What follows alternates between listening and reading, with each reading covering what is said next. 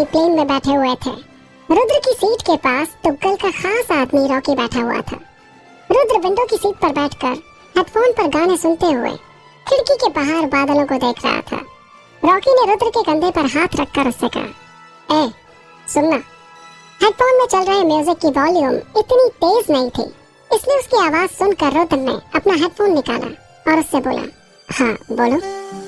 Hotel से यहाँ तक सब लड़कियाँ तुझे ऐसे क्यों देख रही थी जैसे कभी कोई लड़का नहीं देखा, और वो भी तब जब तेरे बगल में दुनिया का सबसे हैंडसम आदमी रॉकी चल रहा था। ये बोलते हुए उसने खुद की तरफ इशारा किया। उन लड़कियों ने ठीक से मुझे देखा भी नहीं।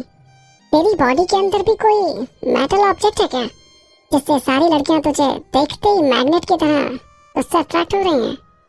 उसकी बातें सुनकर रुद्र गुस्से में बोला, अभी इन फालतू बातों के लिए मुझे फिर से डिस्टर्ब किया ना, तो तुम्हारा पूरा सफर इस सीट पर नहीं बल्कि एयरपोर्ट की टॉयलेट सीट पर बीतेगा, समझे?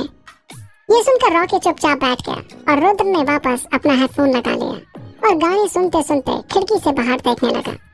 रुद्र का एटीट्यूड देखकर रॉकी मन ही मन खुद से बोला, मुझे सैलरी मिलती है 2 लाख, वो भी इंडियन करेंसी में, और तुग्गल साहब ने इस अकड़ू के लिए $800 मिलियन देकर इसे लीज पर लिया है, वो भी सिर्फ 1 महीने के लिए।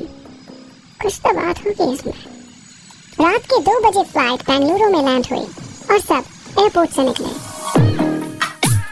रॉकी ने रुद्र से पूछा, अब प्लान क्या है? रुद्र रॉकी से बोला, एक काम करो, तुम लोग होटल में जाओ और चिल करो, मैं जाकर खुफिया लैब ढूंढ कर आता हूँ। इस पर रॉकी ने रुद्र का हाथ पकड़कर उससे बोला, नहीं, दुग्गल साहब ने मुझे तुम्हें अकेला छोड़ने के लिए साफ मना किया है। रुद्र ने रॉकी से हाथ छुड़वाते हुए उससे कहा, कर्नाटका में 2500 से ज्यादा गांव हैं। हम इस कार में ढूंढेंगे तो पता नहीं कितने महीने लग जाएंगे, इसलिए मुझे मेरे तरीके से ढूंढने दो। ये बोलकर उसने अपनी बड़ी आंखें उसे दिखाई और अपना बैग लेकर वहां से चला गया। रुद्र एक कोने में गया और उसने अपना सूट पहना और उड़कर उस खुफिया लैब की तलाश में निकल गया। रुद्र ने अपने सूट के ऑपरेटिंग सिस्टम को इंस्ट्रक्शन देते हुए कहा, मुझे यहाँ से जो सबसे पास वाला गांव है उसके बारे में बताओ। रुद्र एक एक करके सारे गांव में छानबीन कर रहा था, पर उसे वो खुफिया लैब कहीं नहीं मिली। सुबह के 5 बजने वाले थे। तब रुद्र मन ही मन सोचने लगा, ओह माय गॉड, अब मैं करूं तो क्या करूं? इस सूट में बैटरी भी कम है, बस एक पास वाला डिस्ट्रिक्ट चेक कर लेता हूं। वैसे भी उडुपी में काफी गांव हैं। रुद्र उडुपी के शिरूर नाम के गांव की तरफ गया। उस गांव को ऊपर से देखते हुए वो मन ही मन खुद से बोला, शायद यहाँ पर कुछ नहीं मिलने वाला। उसने अपने सूट के स्कैनर की मदद से पूरा इलाका स्कैन किया तो उसे एक गुफा के अंदर इंसानों जैसा कुछ दिखाई दिया। उसने सोचा, इस टाइम पर इस छोटी सी गुफा में ये लोग क्या कर रहे होंगे? मुझे लगता है यही वो सीक्रेट लैब है जिसके बारे में तुग्गल साहब बात कर रहे थे। रुद्र उड़कर उस गुफा की तरफ बढ़ने लगा। उसने अपने ऑपरेटिंग सिस्टम से पूछा, हे, आगे कोई डेंजर दिखाई दे रहा है क्या? ऑपरेटिंग सिस्टम ने एक इलेक्ट्रॉनिक आवाज में रुद्र से कहा, सर, आपके सामने लेजर्स हैं। अगर आप आगे बढ़ेंगे तो मुझे नहीं पता कि आपके और मेरे कितने टुकड़े हो जाएंगे। रुद्र ने लेजर को चेक करने के लिए नीचे से एक पत्थर उठाया और गुफा के अंदर की तरफ फेंका। वो पत्थर अंदर तो गया, पर उस पत्थर के सच में बहुत सारे टुकड़े हो गए थे। ये देखकर उसने सोचा, आई एम श्योर इन लेजर्स का पावर सोर्स अंदर ही होगा, पर मैं इसे बंद कैसे करूं? फिर उसने अपने ऑपरेटिंग सिस्टम से कहा, हे, मुझे जूम करके आगे तक दिखाओ। ऑपरेटिंग सिस्टम ने सूट का नाइट विजन कैमरा जूम करते हुए गुफा के अंदर तक रुद्र की आंखों के सामने प्रेजेंट कर दिया। वो सब देखता हुआ अपने मन में अपने आप से बोला, इस गुफा में ऊपर से छेद करना होगा, आगे मुझे कोई लेजर नहीं दिखाई दे रहा है। ये सोचते हुए उसने गुफा के ऊपर के हिस्से में अपने सूट में बिल्ट इन लेजर की मदद से छेद किया और गुफा में छलांग मारकर एंटर हुआ।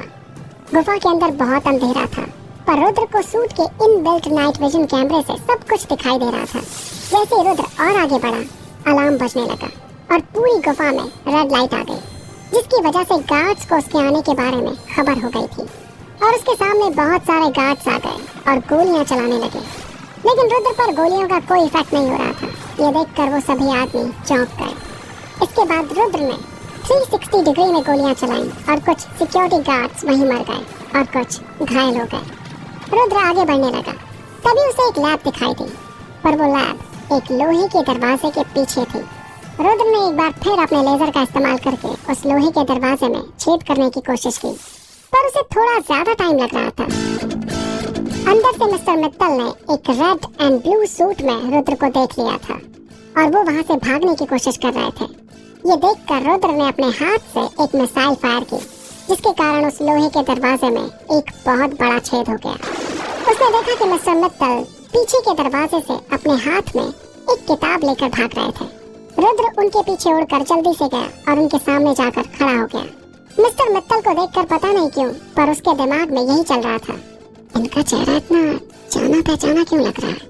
और फिर अपने ही सवाल का जवाब देते हुए बोला, लेकिन मुझे क्या, मैं अपना काम करके यहाँ से निकलता हूँ। फिर उसने मिस्टर मित्तल को एक इलेक्ट्रॉनिक वॉइस में कहा, मुझे वो फॉर्मूला दे दो। मिस्टर मित्तल ने उसे वो फॉर्मूला देने से इनकार कर दिया और वो बोले, मैं ये फॉर्मूला किसी को नहीं दूंगा। मैंने ये अपने देश के डेवलपमेंट के लिए बनाया है। इसे मेरा देश और आगे बढ़ेगा। मैं इसे किसी को नहीं दे सकता। ये सुनकर रुद्र ने उन्हें धक्का देते हुए उनसे वो किताब छीन ली, जिसमें वो फॉर्मूला लिखा हुआ था। वो उस किताब को लेकर जाने ही वाला था कि मिस्टर मित्तल ने उससे कहा, हे, तुम ये सब क्यों कर रहे हो? ऐसा करने से सिर्फ मेरा देश ही नहीं, बल्कि पूरी दुनिया खतरे में पड़ सकती है। ये सुनते ही रुद्र रुक गया और सोचने लगा, मुझे समझान आदमी की बातों से इतना फर्क क्यों पड़ रहा है। उसने मिस्टर मित्तल की तरफ देखकर सोचा, आखिर ये अनजान आदमी है कौन? इन्हें देखकर मेरा दिल मुझसे क्यों कह रहा है ये फॉर्मूला मैं इन्हें वापस दे दूं। रुद्र ने अपने दिमाग पर ज्यादा जोर डालने की कोशिश की, जिसके कारण उसका दिमाग 95% कैपेसिटी से ऊपर चलने लगा। उसे मिस्टर मित्तल के साथ सब कुछ धुंधला धुंधला दिखाई दे रहा था। उसके दिमाग में इतना स्ट्रेन पड़ने की वजह से उसका माइक्रोचिप ब्लास्ट हो गया और वो वहीं बेहोश हो गया।